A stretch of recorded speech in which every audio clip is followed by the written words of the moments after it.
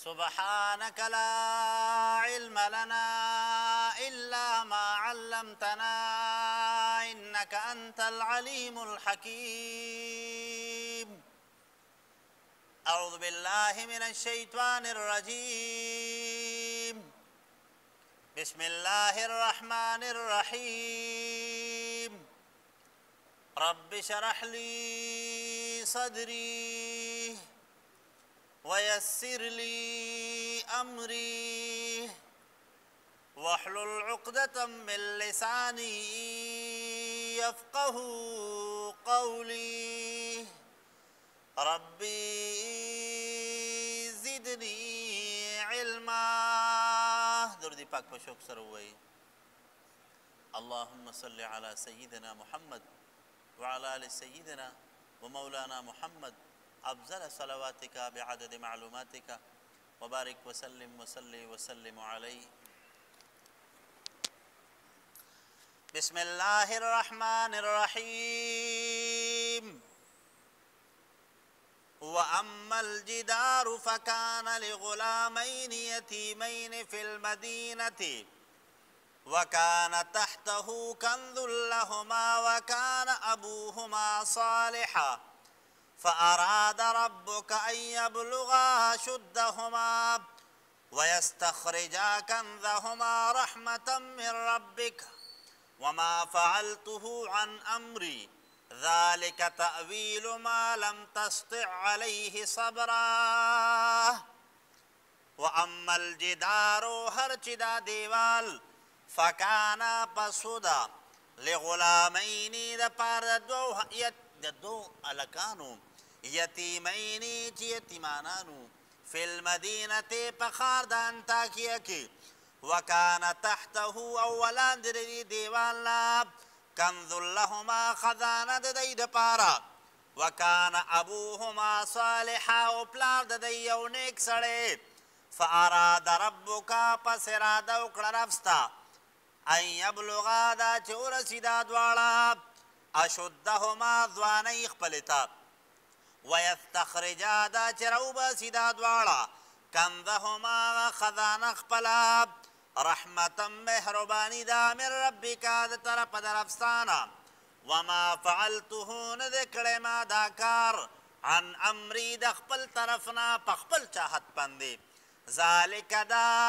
तअवीलु हालो मा दा गसलम तस्ति अलैहि सबरा चिता ताकत उन लरपदी बंदे द सबर कोलो। मुहतरमो द आयत पा अवला हिस्सा के द मसला वाज़ेह शुआ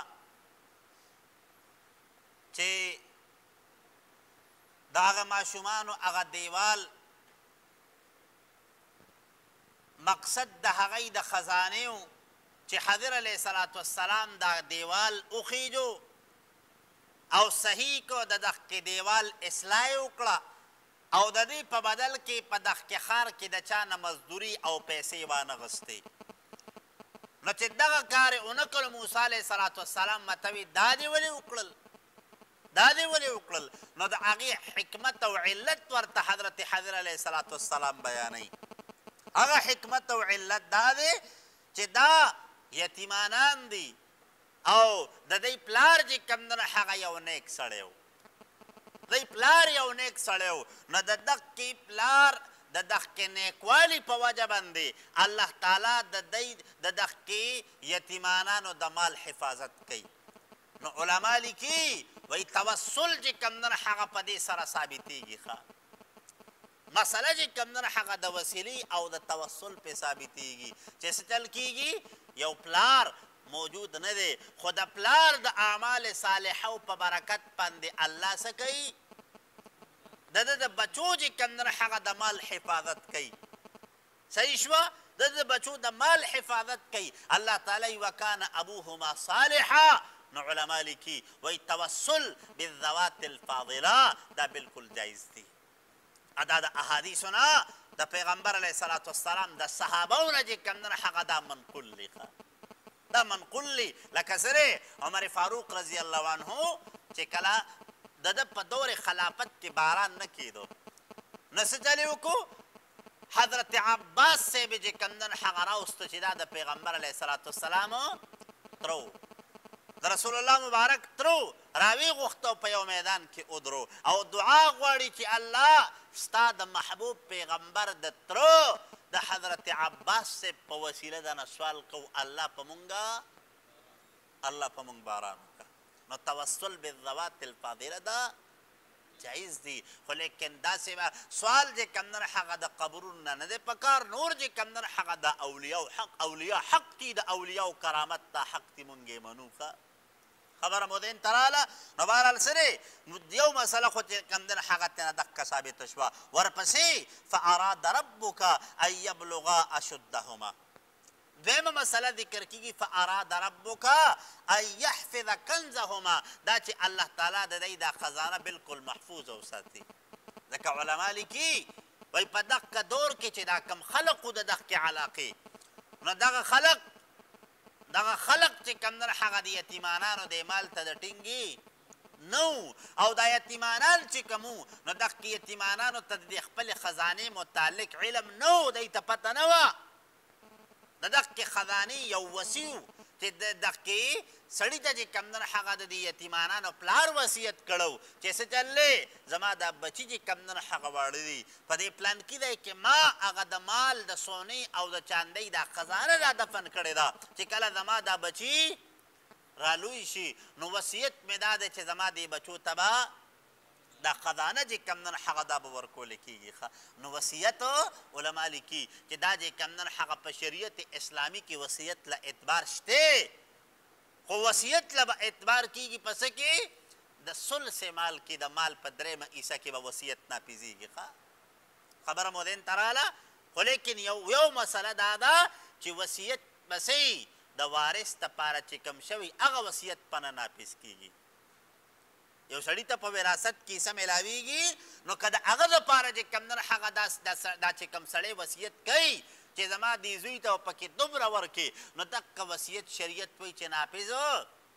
نه دی. لا وصیت لوارث. رسول الله مبارک واضح فرمان جاری کوي چې د وارث دپاره وصیت په نشي کېدی.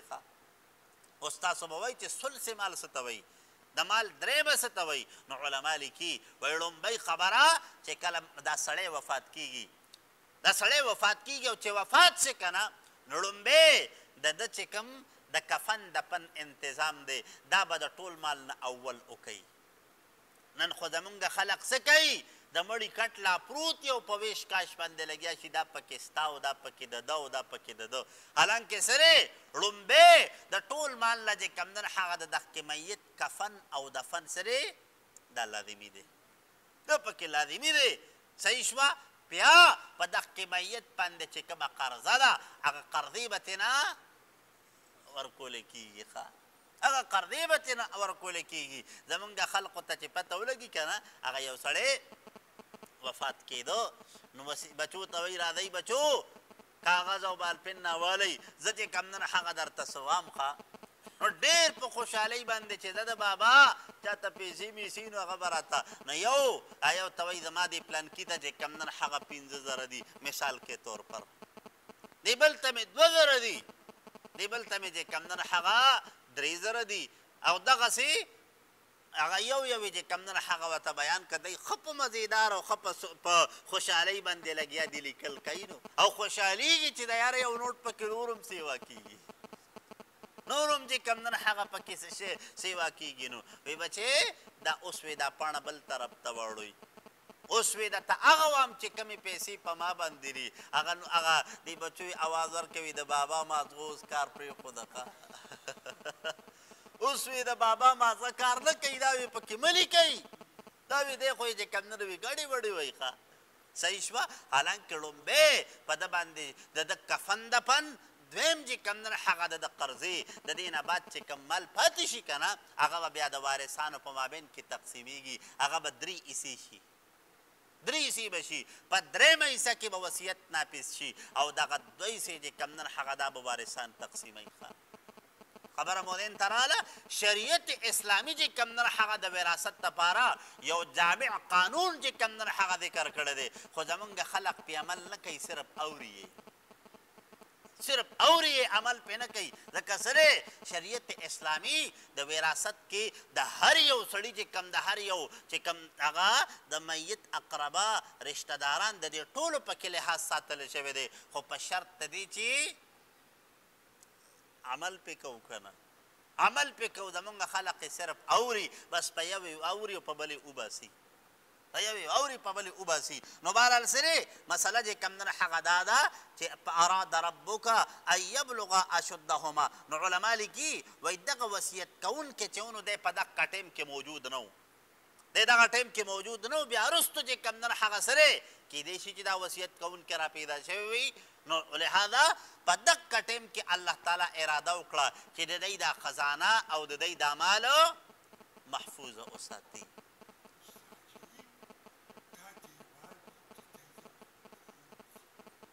ها جی د دغه متعلق خو ما تاسو ته د آیت د دې نه مخکې چې کوم نن هغه دا مسله ذکر کړې وه مفسرین د دې متعلق چې کوم نن هغه څو اقوال راخلي بعضې مفسرین وایي چې نه دا دیوال چې و دا صرف د دغه خزانې د پاسه یو دیوال کړی و نشانۍ په طور باندې صحیح شوه نشانی په طور باندې یو دیوالو دا د دی د کور یا د کندر دیوال نه و ښه صحیح شوه ښه نو بهرحال فاراد ربک اوس دی الله تعالی د دغه نیک انسان د اعمالو د نیک انسان د نیکۍ لحاظ ساتي علما لیکي روایتو کې راځي وایي چې یو انسان نیک وي که نه وی د دغه انسان د نیکوالي د وجې نه الله تعالی د ده د و پوشتو چې کوم نه د هغې حفاظت کوي د هغې د مالونو حفاظت کوي د آفتونو نه او د هغې الله تعالی خیال ساتي ښه تر و پشت پورې چې یو انسان پکې نیک تیر شوی که نه الله تعالی هغې له د هغې حفاظت کوي نو د هغې حفاظت کوي خو نیک کېدل پکار دي که نه نیک کېدل پکار دي اوس چې الله تعالی ته نیک انسان دومره محبوب دی چې یو نه الله تعالی پې وپېړی مخلوق چې کوم نه هغې سره د رحم معامله کوي بیا خو چې نیکي پکې خبره مودین تراله سرکار کې خو سره یو سړی سرکاري نوکر دی پنشن هغه ته میلاویږي بیا یې ښځې ته میلاویږي بیا خبره ختمه شي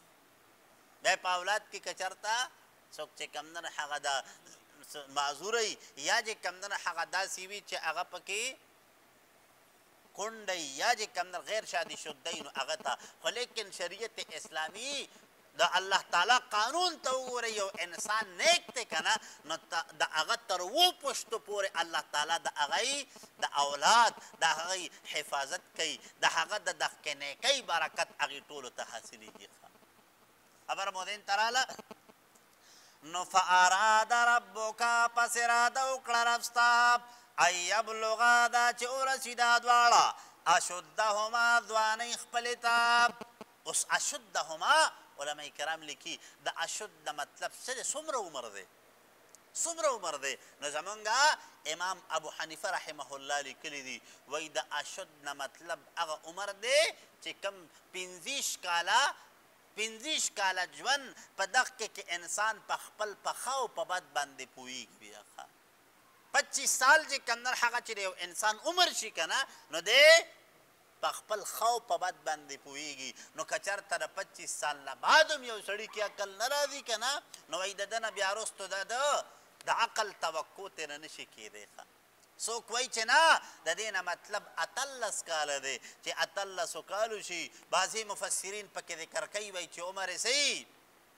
40 کاله شي خو زمونږ د امام ابو حنیفه رحمه الله قول پکې دا دی چې 15 کاله نو په 15 کاله کې انسان د کم نه خپله نفع او نقصان پېژني که نه نو عقل چې کم نه هغه په دې 25 سال کې د انسان عقل دا تام شي نو که چېرته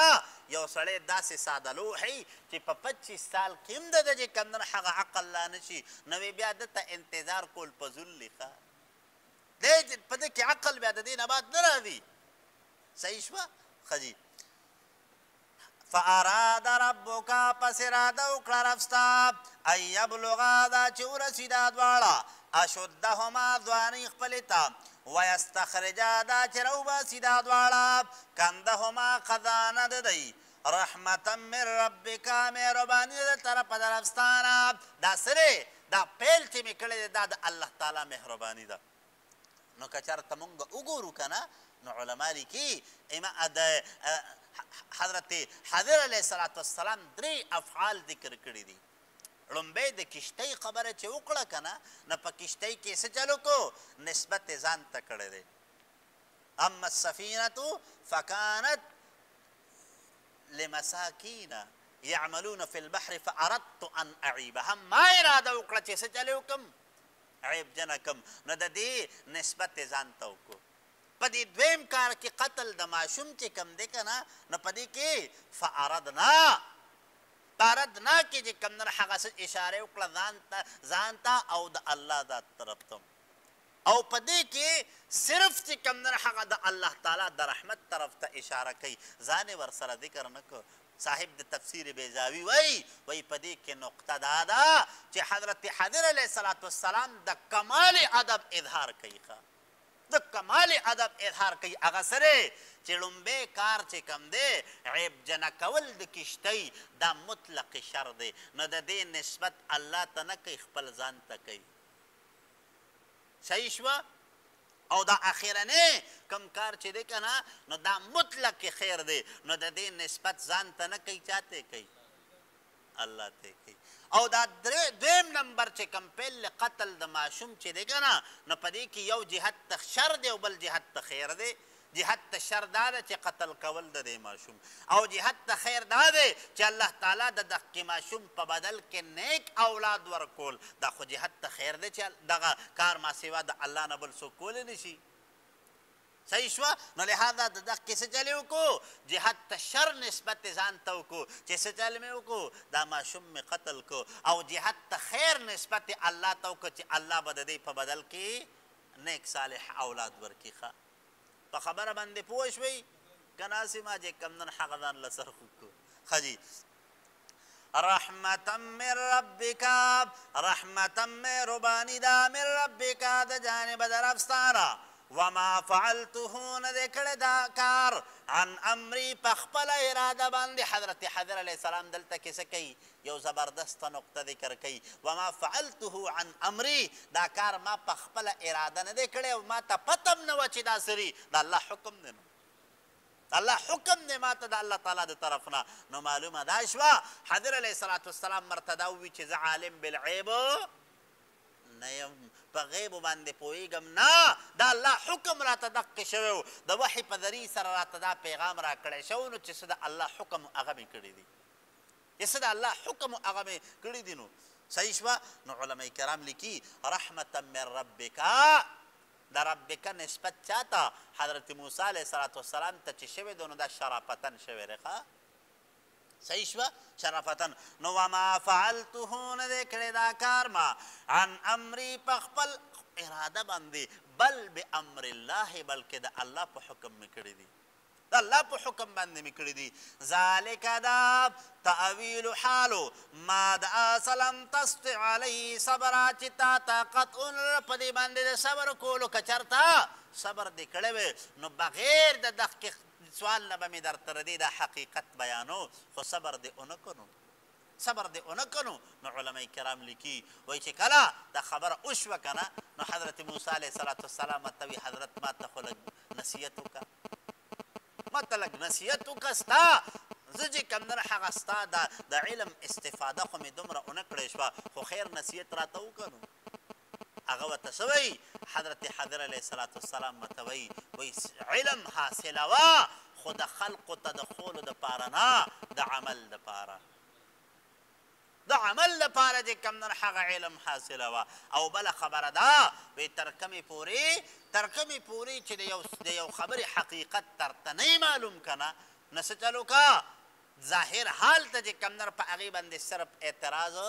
مکوه چې په یو فن باندې په یو کار باندې نه پوهېږي که نه نو څه چل کړو د هغې متعلق د خودساخته اعتراضات پې مه کوو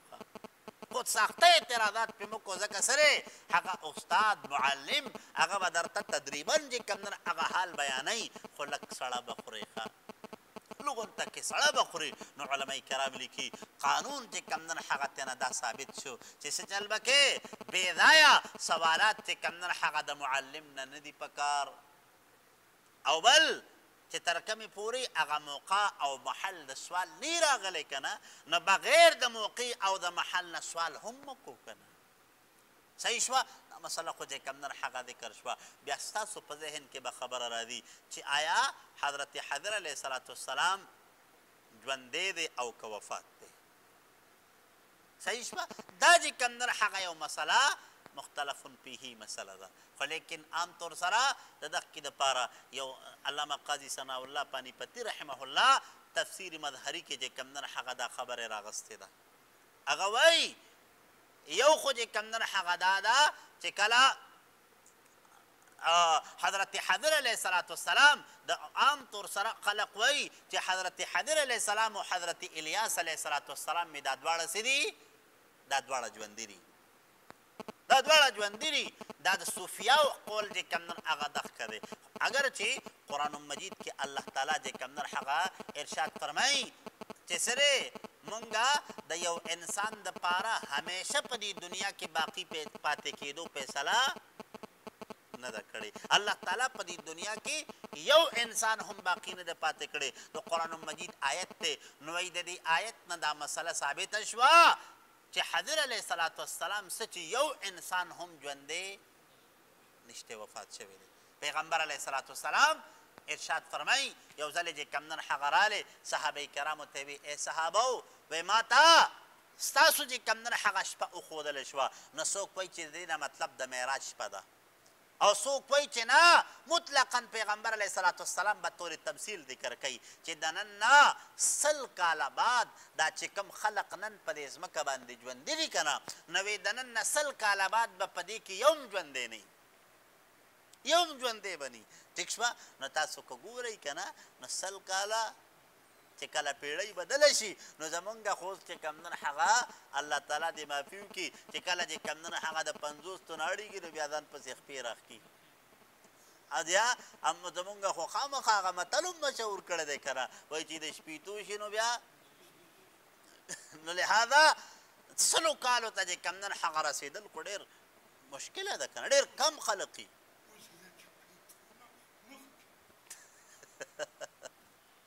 خجی نو بهرحال 100 کالو ته چې کوم نن هغه ډېر کم خلق وررسي ټیک شوه وجه تاسو به ګورئ چې دا حالات ولې چې کوم نن هغه داسې مختلف شو که دې غرونو پله تاسو لاړئ که نه هلته کې صحیح هلته کې دا سپین ګیري سپین روبي د ډېر عمر والا خلق چې کوم نن هغه موجود وي ښه او جی دا عام خلق چې کوم هغه اصلیت کې دا مونږه تاسو چې کوم نن هغه دا چې کوم هایبریډ خوراکونه دي دغې تباه کړو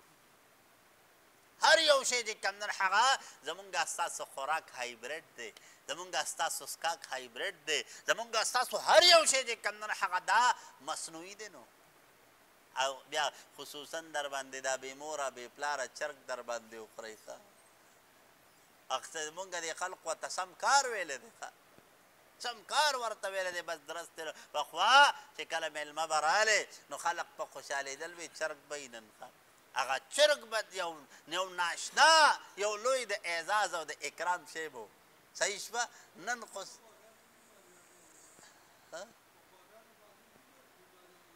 هغه خو حدیث دی پیغمبر علیه السلام ارشاد فرمایي وایي چې کله زما امت کې د الله نافرمانۍ سیوا شي زناګانې عامې شي الله تعالی به زما په دې امت یو عذاب به پلانې ختم شوی چې بل به پې راځي بل به پې ختم شوی چې بل به پې راځي نو نن تاسو ګورئ یو لا اوچت شوی نه چې بل کله را باندې کرونه راځي کله را باندې چې کوم نن هغه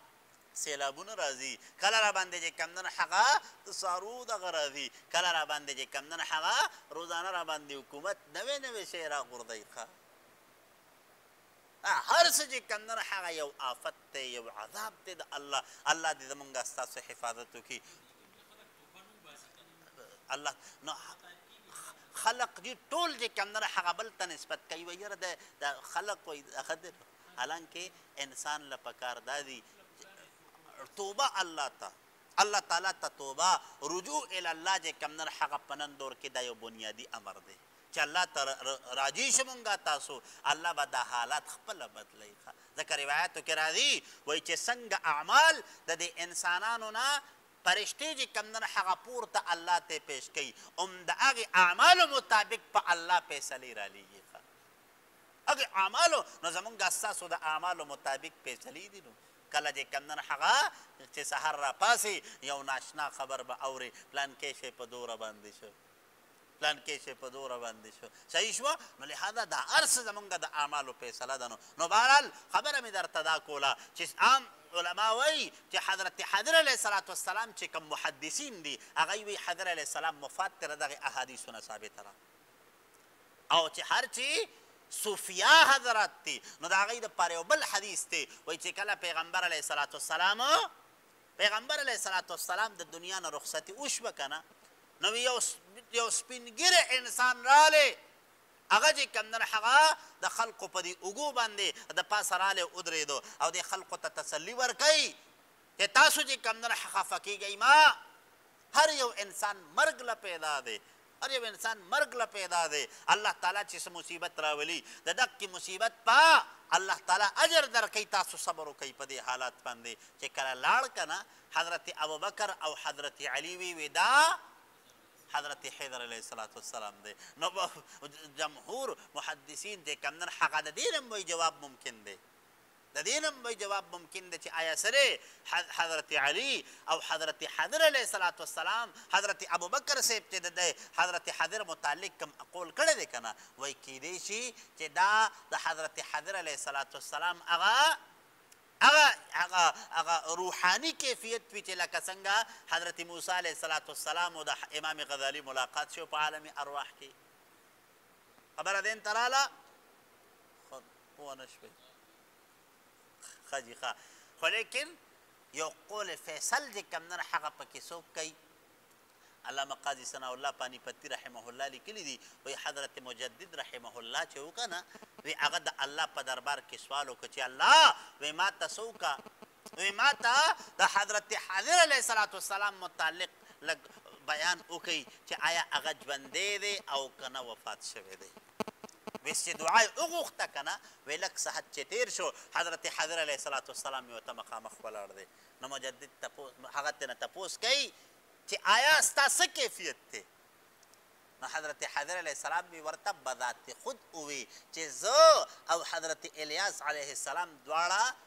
ژوندي نه یو وفات شوي یو خو الله تعالی زمونږ دا ارواح داسې کړي دي چې کوم قطب د مدار عالم دی هغه دپاره الله تعالی مونږ معاونین ګرځولی یو نو په نیکو اعمالو کې د خلقو امداد کوو صحیح شوه په نه نو قطب او غوث هغه چې کوم نن هغه دا د تصوف ځان له چې کوم نن هغه یو مراتب دي هغه چېرته چې کوم نن هغه صوفیاو ته د دغه متعلق پته او بیا یې ورته څه وي بیا یې ورته وي اوس هم چې کوم نن هغه مونږ په یمن کې یو او چې کوم قطب دی وی هغه د فقه شافعي چې کوم نن د هغې پیروکار دی وی مونږ د هغې د قطب په اقتدا کې د فقه شافعي په بنیاد باندې د هغه په اقتدا کې لګیا یو په هغې په شان موس کوو معلومه دا شوه چې قول فیصل دا دی چې حضرت حضر علیه السلام سره وفات دی خو هغه روح د هغه چې دی که نه الله تعالی د نیکانو خلقو د معاون په طور باندې د هغې توفیق ورته ورکوي نو خبره مو دین ته راله تاسو هم وایید بس ښه جي زه بس ته دقیقې پورې کافي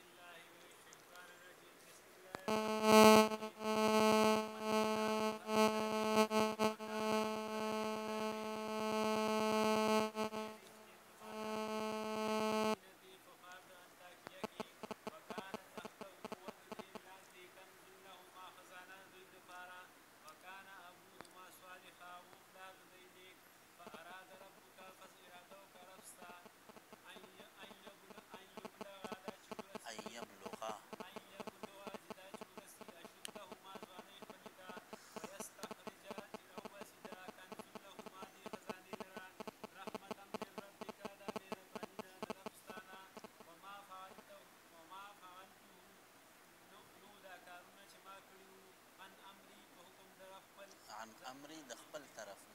عن امری چې د خپل طرف نه ذلک دا مذکور چې تاویلو حالو ما لم تستطع چې تا صبر ونکړو علیه په دې باندې صبرا صبر. الحمد لله رب العالمين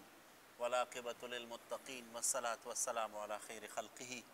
محمد وآله وأصحابه اجمعین الطیبین الطاهرین. مولا کریم دا منگا چه دلتا کے ناسیو اللہ ستا گناہگار خطاکار سیاکار بندگان الہ العالمین ستا پدر کے پخپلو گناہونو بند خپیمانیو اللہ د مغفرت او د بخنې دپاره مو درته لاسونه پورته کړي دي. الله زمونږ د ټولو د ګناهونو او د خطاګانو نه درګذر وکړه. الله زمونږ د ټولو د مغفرت او د بخنې فیصلې وفرمایه.